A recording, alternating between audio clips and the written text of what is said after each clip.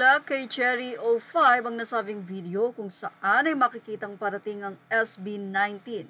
Sakay ng puting van at napakadami ng tao ang nag-aabang sa kanila. Siyempre, ang mga fans.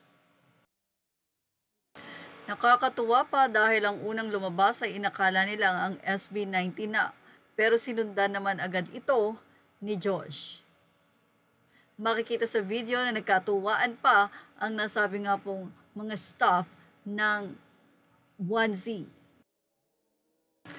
Dumating kasi ang grupo sa venue para sa kanilang busking event sa Singapore, kung saan makikita na nga ang napakadaming fans na nag-abang sa kanila.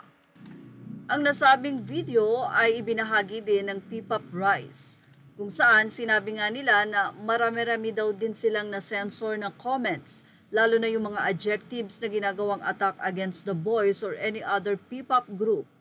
Say pa nila, umayos kayo sa mga komento nyo, gumamit ng mas akmang salita, bawal ang dissing sa page na ito. Mula po yan sa P-Pop Rise. Say naman ng ibang komento, superstar talaga sila. When their voices echoes, the crowd got wild at SB19. Ang SB19 talaga ang #1 P-Pop group, no doubt about it. You deserve this SB19, you trained hard and learned so much from the past. You deserve this.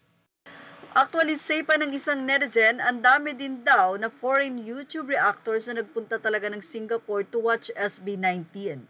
Sino naman ang isa, natawa ako doon sa unang lumabas na hampas tuloy ni Ate Lea.